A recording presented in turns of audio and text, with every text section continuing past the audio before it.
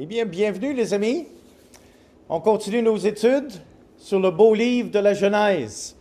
Imaginez-vous qu'on est rendu au chapitre 3 et on est à la page 41 de nos notes et on a environ 175 pages de notes. Alors, il nous reste un bon petit bout à couvrir. Et ce matin, nous en sommes au chapitre 2 réellement, mais vers la fin. Le premier mariage.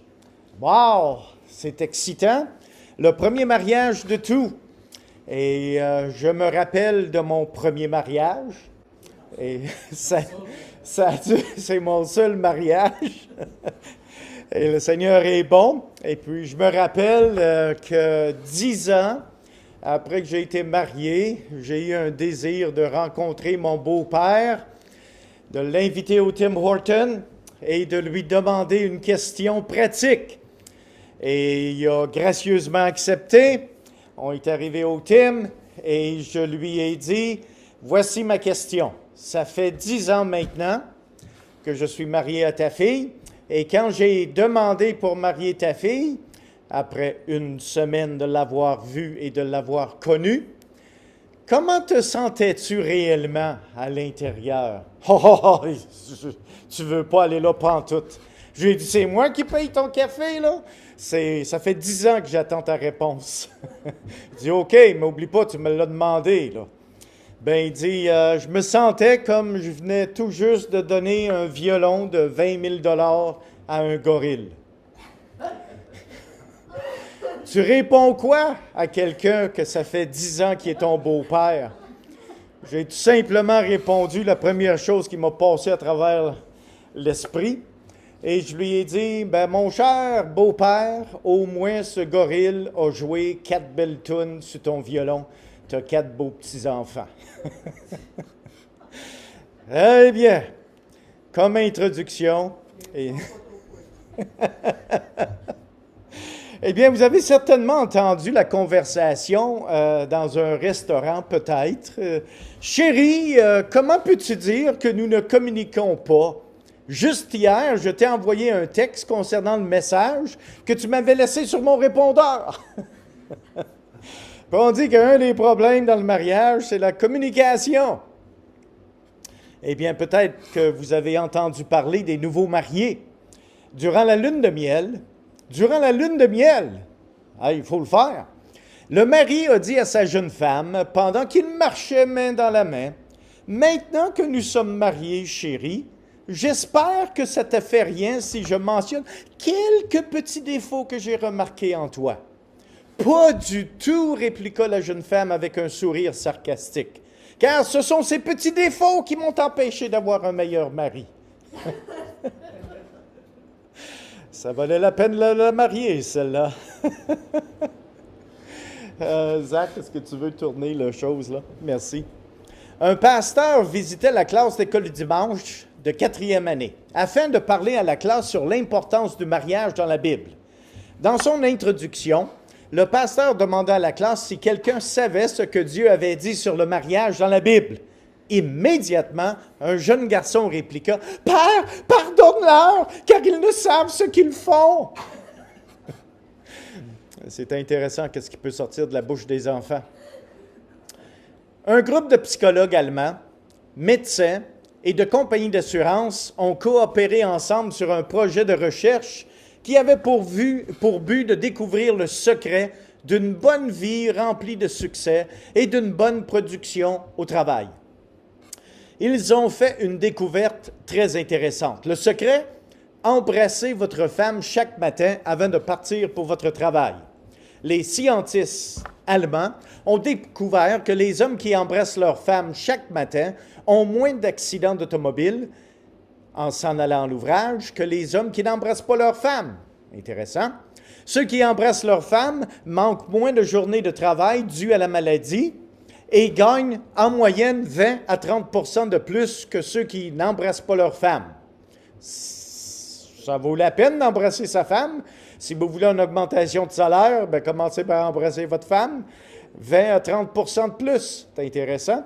Comment expliquent-ils ce qu'ils ont découvert? Selon le docteur Arthur Szabo de l'Allemagne de l'Ouest, un mari qui embrasse sa femme chaque jour a une meilleure attitude.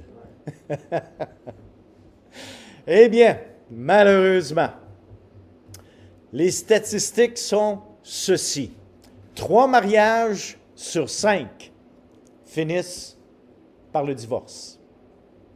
La plupart des mariages qui finissent par le divorce se brisent dans les 2 premières années du mariage ou après 20 ans de mariage. Dans ces cas, le mariage était souvent centré alentour des enfants au lieu du mari et de sa femme. Une fois les enfants partis du foyer, le mari et sa femme n'ont rien en commun. Alors, ils décident de briser les liens du mariage par le divorce. Imaginez-vous que selon les statistiques, 6 mariages sur 100 sont heureux. Wow! L'autre jour, pendant que j'étais chez mon dentiste, j'écoutais les nouvelles et l'annonceur disait dans les dernières statistiques au Canada, il indiquait ceci, qu'il y avait 51% des femmes qui ont été des victimes d'abus quelconques à un certain moment donné dans leur vie. La plupart du temps, l'agresseur n'était pas un étranger, mais quelqu'un qui était parenté avec la victime. 51% des femmes qui subissent un abus quelconque. Même si le divorce parmi les croyants est moins élevé que la moyenne nationale, certains croyants souffrent en silence et endurent leur mariage comme une torture journalière. Mais pourquoi? Certains pensent qu'ils ont fait un mauvais choix lorsqu'ils se sont mariés. Bien, pensez à Adam et Ève. Adam a utilisé la même excuse devant Dieu lorsqu'il a blâmé Ève pour sa culpabilité. Il a dit à Dieu, « C'est la femme que tu m'as donnée, pas de ma faute, c'est de sa faute. » Toujours la faute d'un autre. C'est elle qui m'a fait pécher. L'être humain cherche toujours à se justifier en mettant le blâme sur quelqu'un d'autre plutôt que d'agir responsablement en admettant que notre situation aujourd'hui, soit bonne ou mauvaise, est le résultat des choix que nous avons faits hier. Si ces choix ont été faits en violant le principe de la parole de Dieu, la bénédiction de Dieu sur notre mariage va être retenue et, au lieu, nous allons récolter le fruit de notre désobéissance.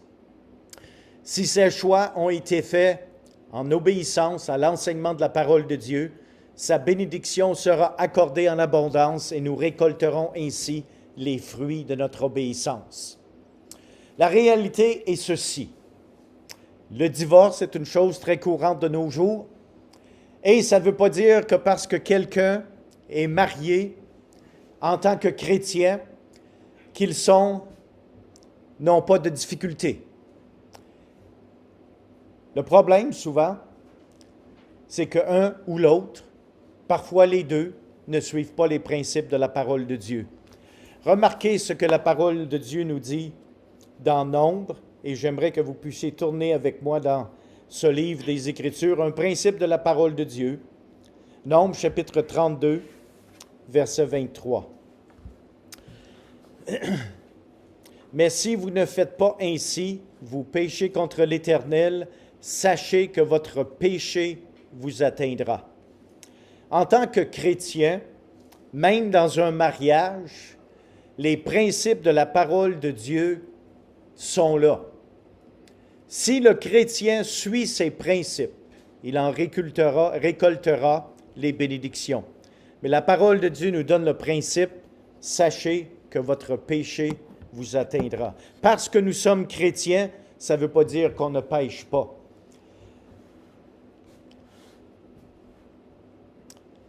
Un autre passage que je trouve intéressant, mais qui dit à peu près la même chose, c'est celui de Proverbes, chapitre 22, et le verset 8.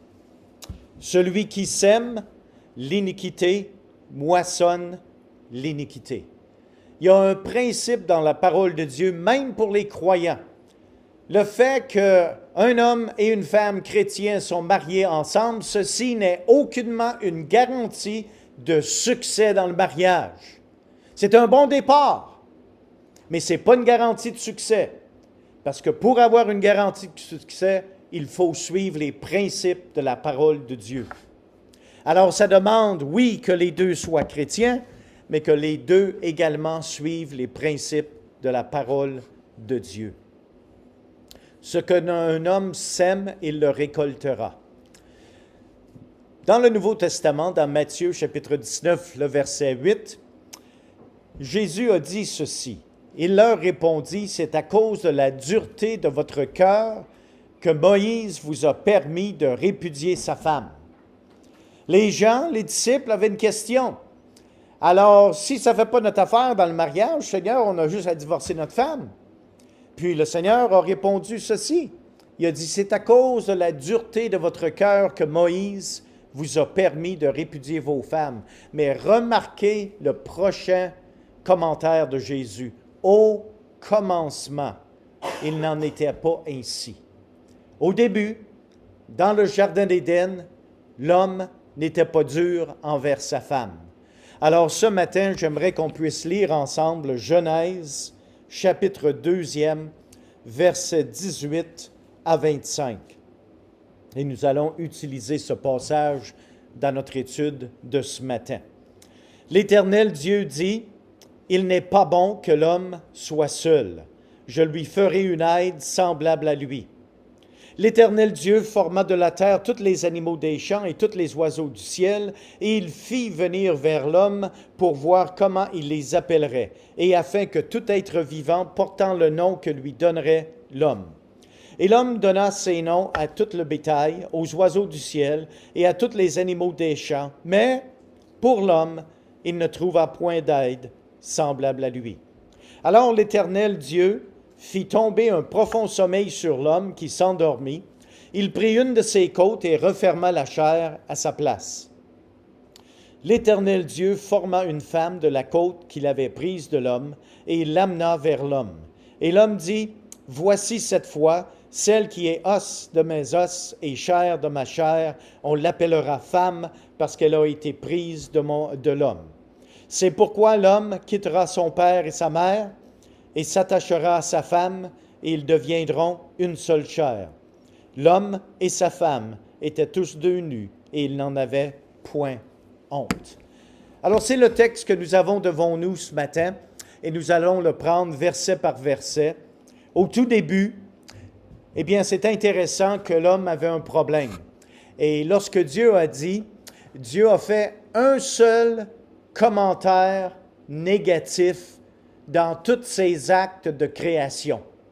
Parce qu'après chaque acte créatif de Dieu, Dieu a dit, « Il fut un matin, il fut un soir, ceci fut bon. » Mais maintenant, il arrive à l'homme, puis c'est son seul et unique commentaire négatif, et il dit, « Il n'est pas bon que l'homme soit seul. » C'est intéressant que dans un monde parfait, Dieu a fait un commentaire négatif. C'est une chose à noter. Et le Seigneur a dit, « Je lui ferai une aide semblable à lui. » Non pas une servante, non pas une esclave, non pas un tapis, mais une aide. Et je lui ferai une aide semblable à lui. Il y a des hommes qui disent, « Ah, ben ma côte, elle ne fit pas. Je n'ai pas marié la bonne femme. » Bien, souvenez-vous d'une chose, Adam ne pouvait pas choisir, il y en avait juste une. Encore moins était-il capable de faire un mauvais choix. Même si son choix était le bon, il a quand même eu des problèmes après qu'il eut péché. Et c'est intéressant que le problème maritaux sont arrivés après le péché et non avant. Les problèmes dans un mariage ne sont pas toujours le résultat d'une côte qui ne s'est pas bien ajustée à son corps, mais c'est également possible que ce soit le corps qui ne s'est pas bien ajusté à sa côte. Alors, il y a une responsabilité mutuelle. Au chapitre 2, versets 19 et 20, c'est surprenant l'intelligence d'Adam. Il ne pouvait pas s'inspirer d'un dictionnaire, mais il a nommé tous les animaux. C'est intéressant. Adam n'a pas trouvé sa compagne parmi les animaux. Et vu qu'Adam n'a pas trouvé sa compagne parmi les animaux, au verset 20, alors il faut conclure que c'est mal de traiter les femmes au même niveau ou à peu près que les animaux, comme si ceci se fait encore de nos jours dans certains pays. Pays comme le Pakistan et d'autres pays de religion musulmane. Et là, l'homme règne suprême avec une main de fer sur sa femme. Au verset 19 et 20, Dieu a fait passer Adam par un exercice qui lui permet de constater son vide intérieur sans la femme. Dieu utilise cet exercice afin de préparer l'homme pour ce qui va venir. Au verset 21 et 22, nous avons la provision de Dieu. Une bonne aide vient de Dieu. Nous avons ceci qui est confirmé à travers les Saintes Écritures. Dieu a fait tomber Adam dans un profond sommeil. Et je trouve ça quand même humoriste, parce que c'est un individu qui a découvert que si tu endors une personne, tu peux l'opérer, puis il ne sent pas le mal. C'est sur ce passage de Genèse qu'ils ont découvert que l'importance de mettre le monde dans un sommeil profond pour faire une opération. Quand même intéressant, l'idée originale vient de Dieu. Tu le fais dormir, tu l'opères, tu refermes et tout est beau. Oui, il peut y avoir des douleurs après, dépendamment de l'opération, mais au moins ça n'a pas fait mal pendant que tu dormais. Il m'a remarqué ici que Adam n'est pas tombé dans les pommes. Il est tombé dans un profond sommeil. Ici, nous avons la première mention d'anesthésie pour des fins de chirurgie. Dieu a utilisé une côte pour former la femme. Pourquoi Dieu a-t-il utilisé une côte pour former la femme? Eh bien, pourquoi n'a-t-il pas utilisé une partie de la tête d'Adam ou une partie de son pied? Certains ont répondu ceci à cette question. Dieu n'a pas utilisé une partie de la tête d'Adam parce que la femme ne devrait pas usurper autorité sur son mari. Dieu n'a pas utilisé une partie du pied d'Adam parce que la femme ne devrait pas être piétinée ou utilisée comme un tapis par son mari. Dieu a utilisé une côte parce que même si la femme est différente de l'homme, celle-ci est égale à l'homme et la côte parle d'égalité. Dieu a utilisé une côte parce qu'une côte se situe sous le bras et la femme a besoin d'être protégée. Également, une côte est proche du cœur, c'est parce qu'une femme a besoin d'être aimée. J'ai trouvé ça quand même intéressant. Remarquez ici que Dieu a utilisé une côte et a fait une femme. Dieu n'a jamais encouragé la polygamie ou la polyandrie. La polygamie, c'est un homme qui a plusieurs femmes. La polyandrie, c'est une femme qui a plusieurs hommes. Et ceci est rampant de nos jours. Dieu a créé Adam et Ève et non pas Adam et Évariste. Ça, c'est quelque chose que nous devons noter. Le mariage, ici, eh bien, Dieu a amené la femme vers l'homme. Ça a dû être un mariage. Hey, imaginez-vous, là, Dieu amène la femme à Adam. Adam, là, il est dans la chambre de récupération de son sommeil. Puis, il se réveille. Ouais. Il n'a même pas eu le temps de se peigner les cheveux comme il faut. Et Dieu amène la femme à Adam. Ah, j'aime ça m'imaginer dans un jardin parfait, plein d'arbres fruitiers, Dieu comme témoin dans le premier mariage. Adam s'est endormi malheureux et seul parce qu'il n'avait pas de compagne, mais à son réveil, après s'être frotté les yeux et gratté la tête, il aperçut cette créature merveilleuse que Dieu amena vers lui. Pauvre Adam! Il n'a même pas eu le temps de se peigner les cheveux ou de se faire la barbe. Et voilà que Dieu entra dans la chambre de récupération après son anesthésie pour lui présenter sa femme. Wow! Le premier mariage. Remarquez que dans le texte que nous avons lu, le texte ne dit pas que Adam est tombé en amour. Il est tombé dans un profond sommeil. Parce que l'amour biblique est un engagement et non un sentiment. Nous avons à travers les Écritures des exemples à ne pas suivre. Par exemple, un intérêt entre un jeune homme et une jeune fille qui est basé sur l'attraction sexuelle. Genèse, chapitre 34, versets 1 à 3. Dina, c'était la fille de Jacob. Et la fille que Léa avait enfantée à Jacob sortit pour voir les filles du pays. Alors, elle est sortie magasiner. Elle est allée prendre un café au Tim. Elle se mêlait de ses affaires. OK? Elle n'a rien fait de mal, la fille. Elle fut aperçue de Sichem. Eh bien, quand tu es une fille et que tu es belle, il y a des gens qui vont te remarquer. Elle fut aperçue de Sichem, fils de Hamor, prince du pays. Il l'enleva, coucha avec elle et la déshonora.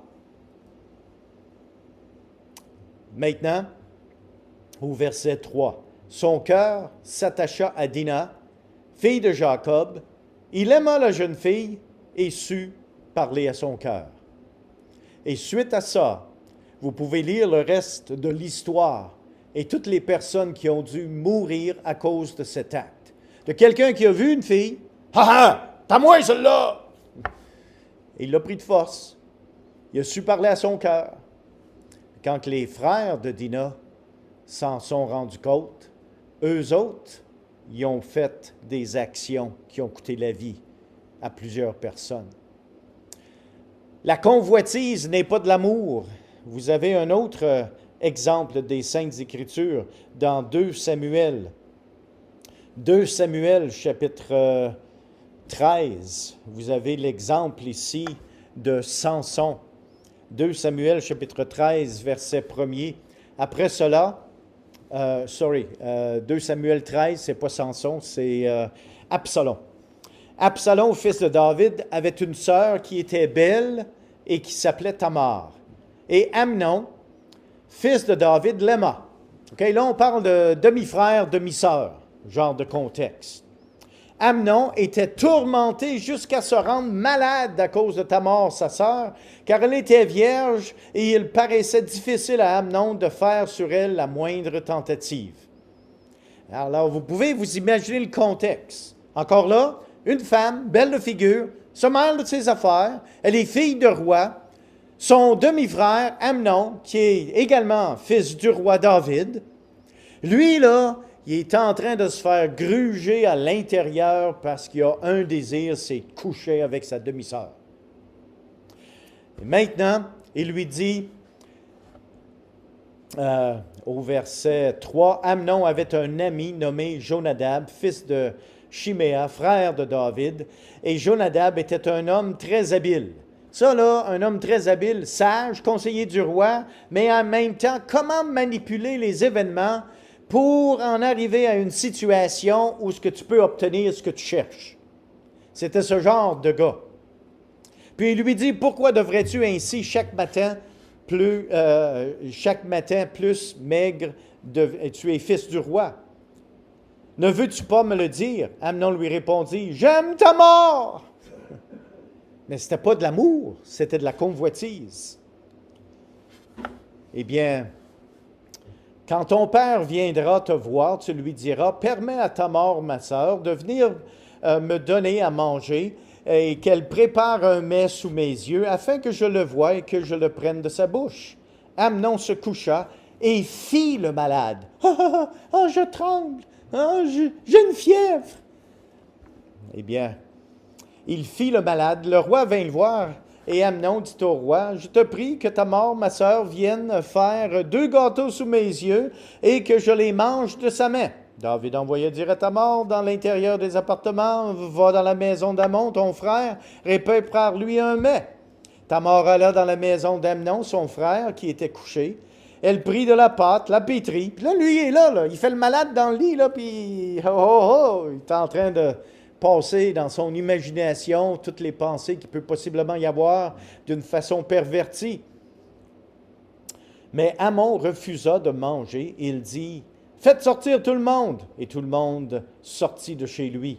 Alors Amnon dit à Tamar, apporte le mets dans la chambre et que je le mange de ta main. Tamar prit les gâteaux qu'elle avait faits, il les porta à Amnon, son frère, dans la chambre. Comme elle les lui présentait à manger, il la saisit, lui dit, viens, couche avec moi, ma soeur. Au diable les gâteaux! Elle lui répondit, non, mon frère, ne me déshonore pas, car on n'agit pas ici en Israël, ne commet pas cette infamie. Où irai-je, moi, avec ma honte, et toi, tu seras comme l'un des infâmes en Israël. Maintenant, je te prie, parle au cœur du roi, et il ne s'opposera pas à ce que je sois à toi. Mais il ne voulut pas l'écouter. Il lui fit violence, la déshonora et coucha avec elle. La convoitise n'est pas de l'amour. Juge, je vais vous laisser lire ce passage pour vous-même. Juge, chapitre 16, versets 1, 4, ainsi que 19 et 21. Il s'agit de Samson. Samson voulait une femme étrangère, tombé en amour avec une jeune femme. Chose intéressante, il n'a jamais eu sa femme. Finalement, elle a été donnée à son garçon d'honneur, qui était supposé être là. Quand il a su ça, eh bien, l'ennemi a brûlé le père et la fille. Ça l'a mis Samson en colère. Il a fait brûler les champs de la moisson des Philistins. Et par conséquent, plusieurs personnes sont décédées. Samson, il y avait un problème. C'était pas qu'il avait les cheveux longs. C'était pas ça son problème. Il aimait les femmes. Il y a des hommes comme ça. Ils les aiment toutes. Puis, non seulement il n'a jamais eu la femme qu'il voulait avoir, qui était une étrangère, puis finalement, eh bien, il y a eu une soirée avec une autre femme, et plus tard, il y a eu une relation un peu plus longue avec une autre femme qui s'appelait Delilah, une prostituée. Alors, toutes ces choses-là, on peut les retracer dans les situations maladives de relations entre hommes et femmes de nos jours dans notre société, mais ceci ne reflète aucunement ce que Dieu avait l'intention de refléter dans le mariage. Au commencement, il n'en était pas ainsi. Que ce soit à travers la convoitise, que ce soit à travers un désir intense sexuel vers quelqu'un qui est beau de figure ou belle de figure, ou que ce soit envers coucher avec quelqu'un pour une nuit juste pour avoir une expérience, ceci ne faisait pas partie de ce que Dieu avait l'intention de ce que le mariage devait être au commencement. Parce qu'au commencement, il n'en était pas ainsi. Au verset 23 et 25 de notre texte, 3 éléments sont nécessaires afin qu'un mariage puisse bien réussir. L'homme quittera son père et sa mère. Et là, je vous dis bien que j'en ai entendu des histoires. Ne permettez pas que les beaux-parents se mettent le nez dans votre mariage. Parce que ça pourrait le détruire. L'homme s'attachera à sa femme. Certains hommes ne s'attachent jamais à leurs femmes. Certains hommes s'attachent à leurs amis plutôt qu'à leurs femmes. Et certaines femmes restent attachées à leur foyer maternel plutôt que de s'attacher à leur mari. Le Seigneur dit, ils deviendront une seule chair. L'union physique, émotionnelle et spirituelle dans un mariage est un processus. Le texte biblique nous dit, ils deviendront. C'est pas que tu as une lune de miel, puis là, tout est fait. C'est pas de même, ça marche. La lune de miel n'est que le début, en espérant que tout va bien. Mais ils deviendront une seule chair. C'est un processus. Après 40 ans, le processus continue. Et je vous l'affirme en tant que votre pasteur. Prenez l'illustration de 2 gouttes d'eau. Prenez juste 2 gouttes d'eau sur peut-être même une poêle, disons. Vous mettez 2 gouttes d'eau et là, vous commencez à élever la poêle dans la direction. Et là, tout d'un coup, les 2 gouttes d'eau se rapprochent. Ça forme une seule goutte d'eau. Je trouve ça très beau comme illustration du mariage. Et là, ça coule ensemble. Je pense à des affaires bizarres des fois. Mais ça l'illustre, je crois. Plusieurs couples ont déclaré leur amour publiquement et finissent malheureusement par le divorce. Pourquoi? Eh bien, c'est très simple dans le fond. Plus le mari et la femme s'approchent de Dieu, plus ils deviennent proches l'un de l'autre. Je vous parle ce matin du triangle de l'amour. Ça existe, un triangle de l'amour biblique. Et vous avez l'illustration ici. Vous avez l'homme, la femme et Dieu. Le plus que l'homme s'approche de Dieu, le plus que la femme s'approche de Dieu, le plus proche ils deviennent ensemble. Mais si l'homme, même si les chrétiens s'éloignent de Dieu, et même si la femme, ou l'inverse, cherche à s'approcher de Dieu, maintenant ils deviennent très éloignés l'un de l'autre. Ça commence habituellement par le divorce psychologique. Ils sont toujours dans le même foyer, mais on se parle très peu. Le nécessaire absolu. Finalement, eh bien, les choses s'empirent. Mais lorsque l'homme cherche dans sa relation personnelle à aller vers Dieu, et lorsque la femme cherche dans sa relation personnelle à aller vers Dieu, les deux s'approchent l'un de l'autre automatiquement. C'est pour ça que c'est pas parce que vous mariez un chrétien que ça vous donne une garantie de réussite dans le mariage. Si un chrétien est désobéissant, il s'éloigne de Dieu par sa désobéissance et par conséquent, il s'éloigne de sa femme ou vice-versa. L'ordre divin dans le mariage est dans Éphésiens chapitre 5, versets 21 à 33, que je vous implore de prendre le temps de lire. La femme doit se soumettre, c'est-à-dire se placer elle-même sous l'autorité de son mari. Et là, les dames n'aiment pas le mot « soumettre ». Mais nous, les hommes, on a un mot qui est aussi pire, parce qu'il est dit que l'homme doit aimer sa femme. C'est un commandement. C'est un commandement. Hey, c'est pas niaiseux un homme un peu? Dieu est obligé d'y commander d'aimer sa femme. Hey, c'est grave ça. Hey, nous, on pense, oh, je suis en amour, je suis tombé dans les pommes. Ouais, tu veux du sexe, t'en veux en masse? OK. Mais c'est pas ça l'amour. C'est pas ça. Oui, la femme est commandée de se soumettre. L'homme est commandé d'aimer. Et le Seigneur dit qu'un homme doit aimer sa femme comme Christ a aimé l'Église. Bien, ça marche comment, là, pour qu'on puisse vraiment là, saisir? Christ là, a aimé l'Église d'une telle manière, c'est comme un grand océan d'amour. Et sur cette base, l'homme doit aimer sa femme. Eh bien, moi, je vous donne une illustration.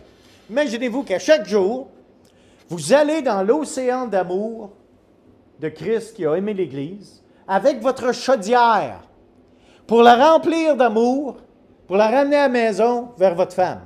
Juste une chose, assurez-vous que votre chaudière d'amour n'a pas de trou. Par le temps que vous allez arriver à la maison, il va rester juste quelques gouttes. Le mari doit aimer sa femme comme Christ a aimé l'Église. En conclusion ce matin, que pouvons-nous dire? Que le mari aime sa femme comme lui-même. Femme, respectez votre mari, soyez soumise. Les passages bibliques sont là. C'est intéressant que parfois on parle de grands hommes, comme par exemple Billy Graham. Mais Billy Graham était marié et avant de se marier, sa femme avait dit ceci. Ruth Bell, la femme de Billy Graham, a écrit ce qu'elle cherchait comme un mari.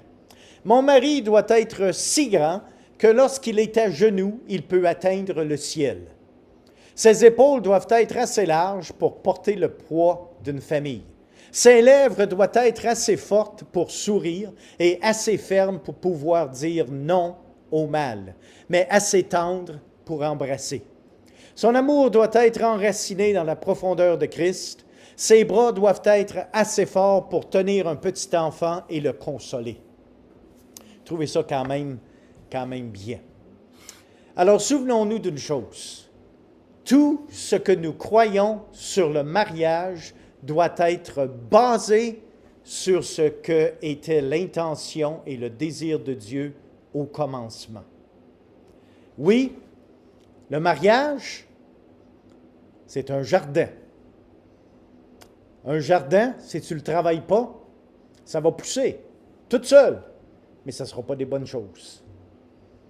Il va falloir travailler fort pour enlever des choses qui détruisent, pour avoir un bon jardin.